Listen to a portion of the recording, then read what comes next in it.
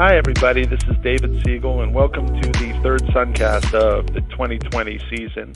Well, we've already talked to Coach Miller, and we talked to the big boss, Amber Cox, so let's go down into what's affectionately being called the Wubble, and let's start talking to some Connecticut Sun players. And I think that it's a great choice for our first one to be the local girl, the girl from Connecticut who unfortunately isn't going to be able to play in Connecticut this year because of all this. But it's great to welcome Bria Holmes for the first time to the SunCast. Bria, how are you? Good. How are you? I'm doing great. I want to thank you for taking some time down there to talk to us. And so let's talk first about just that. I mean, you are the local girl. You were looking forward to playing in Connecticut. I mean, so there's got to be a little extra layer of disappointment to you that you're not going to be able to play, in front of friends and family up here for this season. Oh, for sure. Definitely a disappointment. I was looking forward to this season, playing in front of family and friends. Just being at home. But I still get to play in front of my daughter, which is a blessing as well. So, just having her here, just makes everything better. Well, let's move on to that. So how does it feel to be the second most famous person in your family down there? It feels good. Honestly, I can say she's definitely blown up down here, in the bubble. So, just like I said, having her here is just a great feeling, a great everything. She brings happiness to everybody on my team and staff, and including me. Like, I come home, if I'm not in the best of mood, she always brightens my day. So, I'm glad I chose to bring her here. Well, she definitely has a face that lights up anytime everybody looks at it on the internet. And so having your daughter with you, now I know obviously you had a lot of help being local here. Can you tell people, for the parents that are there, has the WNBA stepped up and provided some coverage for you, or did you have to bring somebody yourself, or were you allowed to bring somebody yourself? How is that working? Everybody was allowed that had a child that wanted to bring their child was allowed to bring a guest with them. So they brought whoever they wanted to bring. I brought my fiance, which is her dad. So, yeah, it's great. I got my whole family here, so, I don't have really any complaints about anything. Just as far as, like I said, we were allowed to bring a guest, which is a good thing, and they paid for everything for the guest, including the child. So, that was a good thing and a good lookout for them. So, yeah, no complaints over here about that. So people want to know what it's like there inside the bubble. So can you give some people some idea as to how it works? Can you give us a general day? Can you tell us how it works from the morning until you're done, and a little bit about your free time and how you guys are filling that? Just starting in the morning, we have breakfast from 7, I think, to 9:30, I think it is, at the hotel. Some stay at the hotel, some stay at the villas with other teammates, and some stay at the lodges. The villas and lodges are kind of similar. They're just like apartments where they have separate bedrooms and bathrooms, and, the kitchen. The hotel, unfortunately, doesn't have hotel rooms, but unfortunately don't have kitchens. So, but in the hotel, everybody stays in their own room. But normally have breakfast from 7:30 to 9:30 or something like that, and then if we have different time blocks for practice. This week we've been the 9 to 12 block for practice. So today we started off with film first, preparing for Minnesota, which we play them on Sunday at noon. So preparing that for them, and getting into practice and practicing hard, and like I said, we're done at 12, 9 to 12 block. We have if we finish early, you can get an extra shot. And then normally we'll have testing sometime after practice. Today we have it at 1 p.m. We have testing. We've been tested every day since we've been here. A mouth swab and nose swabs. So, yeah, that's that. And then we normally have dinner at 6 o'clock to 8:30. And then our free time is between after practice. Whenever practice block we have, normally we have free time after we test, of course. And yeah, so during our free time, we just, recover and do what we need to do. If we need a massage, if we need a pool workout, if we just need to rest, take naps, whatever the case may be. Me, I don't really have any free time because, I come home to my daughter. So, just being able to come back to her and, just spend more time with her. That's why I'm glad I didn't leave her home. I actually get to spend more time with her, just being around her every day. Because normally if I was home for away games, I wouldn't bring her to the away games. So I would leave her home with family or her dad. So she's your PlayStation then. Yeah, for sure. But yeah, that's a typical day here. Practice, test, and do whatever else you need to do. Absolutely. But you just can't leave. You can order groceries, you can order food, you can order whatever you want to order, but it has to come here. You can't leave out. Wow. Well, I'm sure it's all still a little bit new, but I'm sure after a while that's going to wear out. But we don't want to get into all that. Let's stick with the things that are fun right now. And right. Let's move over to the team and the team getting ready. And you're in a position this year with the changes that happened, people with contract moves, you elected to re-up, which everybody's thrilled about, especially up here in Connecticut. And now there's an opportunity for you to really play a crucial role on this year's team. I was actually conversing with Kurt earlier, and he was saying to me how you've got the confidence of the coaching staff, and it's all up to you. You've got it. You've got you've got to show it. You've got the game, and they're excited to see what's going to happen with you. So, how does that feel? It definitely feels good. Just like I said, I built confidence in myself last year, and I continue to keep building confidence in myself because I know what I'm capable of doing on the court. So, just being in a bigger role this year, I definitely need to prove myself and, just continue to have the confidence in me. My teammates and staff all have the confidence in me. I just have to keep it in myself. If I'm not having a great game, there's other things I can do besides score the basketball.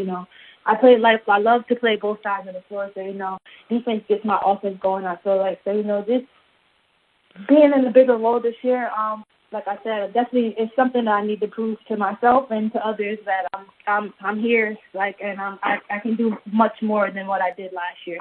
Well, people saw glimpses of what can be down at the end of the season and in the postseason. The overall game that you bring to it. Stats don't show everything. There was no question that you were an impact player in the postseason. So, with the delay to the season, I'm sure that you were working in the off season to build on those things and try and improve things. But, when things got locked down basically in each of the states, how were you able to continue to try and work out, get ready, and be in a good position, good state of mind, having worked on your game prior to going into the bubble? I definitely was fortunate to have both of my trainers still around. So, I was still getting in the gym and working out and, still getting in the weight room and working out as well. So, just that's what I did most of my quarantine. I was still getting in the gym and still lifting, trying to stay fit and be ready for whenever season was supposed to start or whenever it was going to start. So, just doing that alone, I think, helped me out a lot. Because if I think I didn't do any of that, I would be in a space where I wasn't happy at all. I'm pretty much in a happy space right now because my body's in good shape and I'm feeling good and I'm healthy. So that's all I asked for and I prayed for. So just having that to do in the off season and then for this quarantine that just happened, I'm forever grateful for it. Well, Bria, I got to tell you, Deanna at 2 is supposed to grow. You are not supposed to be growing anymore, but I'm hearing you grew 2 inches in the off season. Yeah, I did actually. I went to the doctor this off season, and they told me I grew 2 more inches. So now I'm listed at 6'3" or 76'1". So yeah, I don't know how, but I did. You're just trying to catch up with Bonner. That's it, right? Yeah. You look at the team now, and you are one of the grizzled old vets in the Sun roster now. You've been there almost as long as anybody else in the 2 years that you've been here. So, that's got to be kind of neat to have a little more experience with Kurt than some of the other people, and be able to show the system a little bit better and be a leader on the court and in the locker room about how the Sun way. Oh, for sure. Definitely. I'm here to help whoever needed help as far as the way Kurt runs the Sun and like the way he, certain languages, words that he uses, that basketball words that he uses that nobody's used to. Like I learned all this stuff last year, so I'm here to help whoever needed help learning that stuff. It's just great to like actually be able to, help somebody out, just because they're my teammates as well. Just being able to get them and, if they don't understand something, to be able to explain it. I was in the same shoes as them last year. It was my first year playing with the Sun. So it was just different, so it was just, like now it's easier to me now. Everything's falling into place. So now they need help with certain things. So I'm there to help them as well. So, it's just great. You were playing, you were coming off the bench as a high-energy 3, and now I'm hearing that there's a good possibility that you're going to be a starting 2. Whatever, people will find out whether you're starting or coming off the bench and still being the high-energy person when the season starts. So we don't have to get into all that, but you're playing a different, somewhat different position. Where do you see a difference between your roles as a 2 and 3? Because you've always been a slasher, and you do have the ability to shoot the 3 already. I don't feel like it's much of a difference because in our offense, like our 2 and 3 basically do the same stuff, or interchangeable. So this is just going to be up to me to be able to guard, which I know that I'm capable of doing, guarding 2s in this league. This would just be me being tall and long and, quick. So, just being able to stay on my toes and stuff and, be able to run the shooters off the 3-point line, recover on defense and stuff like that. Just being able to play that spot in that position, I think I'm capable of doing that. Everybody has confidence in me. I have confidence in myself and playing the 2 this year as well. So, just doing that alone, I think, means a lot. And for them to have that confidence in me and, give me this role and to make me a player that I want to be, just giving me this opportunity, I think it means a lot to me.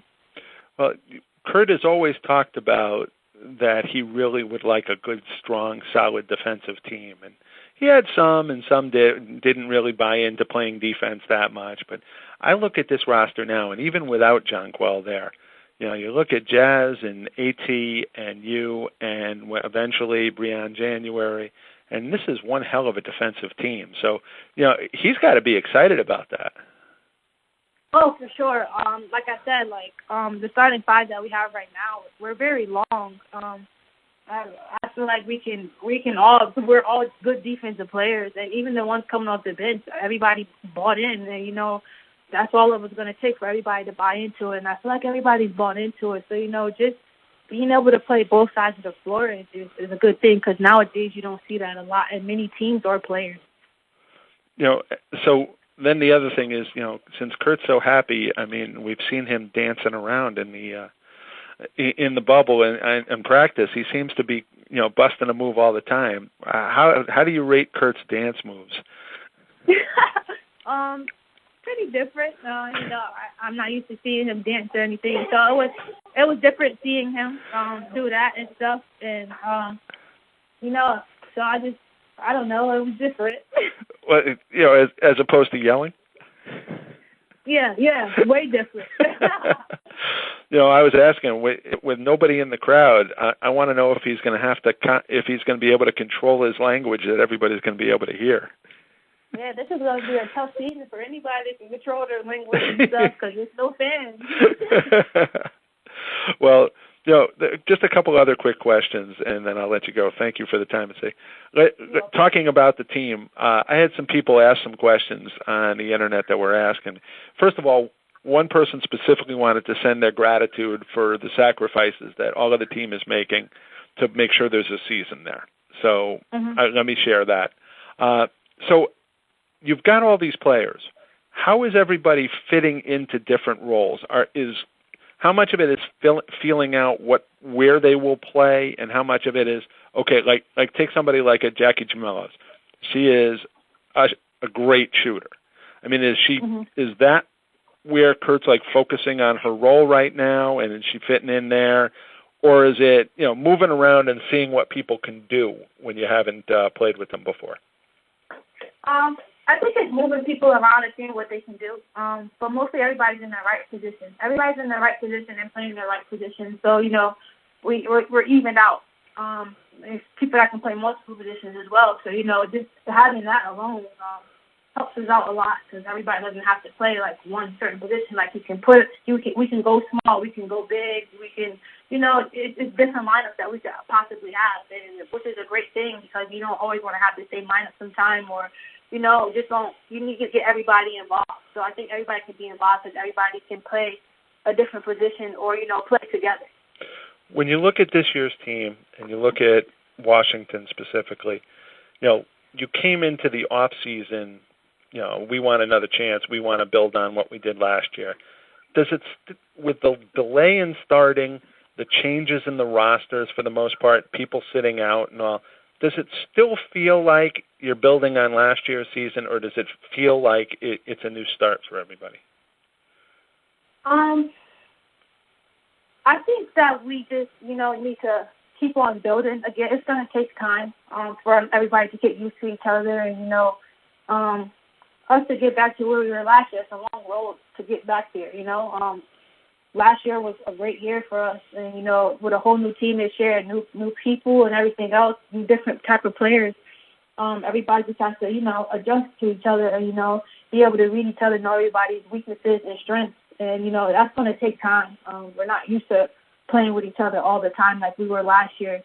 So just like I said, having new personnel and stuff like that, it's going to take time, and I think we're capable of it for real. I've seen some stuff in practice, and I'm just like, wow, like, we're really big. Like, we are. Like, I just feel like even our bench players, some of our bench players are, like, big. Like, so, like, I just think that, like, this year is going to be different, but I think we're capable of doing what we did last year. Last question I want to ask you about, of course, is the social initiatives and everything that is going on with both the league and specifically with the Connecticut Sun. The Sun has the Change Can't Wait program that they've started, focusing a lot on Connecticut, and of course the league is focusing so heavily on their various ventures, starting with the Black Lives Matter and other things as well. What does that mean personally to you? I mean, New Haven, where you grew up, is a city. People that don't know it, I've seen New Haven. I know what it's like. There has to be, is some of this stuff really hitting home to you? Is it something does it mean more to you, the Suns initiative in particular from Connecticut? Can you just talk a little bit about your feelings about all of the things that the league is doing from a social activism perspective?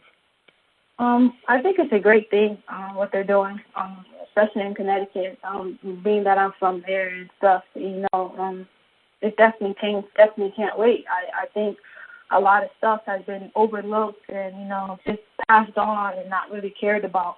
And I think now it's just getting out of control now, like to a point where, it makes you angry. It makes us angry and, we just need a better understanding, a better view of stuff. And I just feel like what Connecticut's doing in the WNBA and stuff, I think it's a great thing. It's letting people know, like, a change needs to happen, like, and let's take action. Let's, we're all in this together, no matter your skin color. So, I think it's just a great thing, and, I'm glad they're behind us 100%. It's just unfortunate that it took this point for people to realize it. Right. Well, this is going to air on Tuesday, so hopefully the team will be 1-0 by that point. I want to wish you the best of luck as the season goes on, and I hope that everybody stays healthy and safe and that you continue to have Baby D videos all over the place. I will. And you just have a lot of fun and enjoy playing basketball again. Okay, thank you.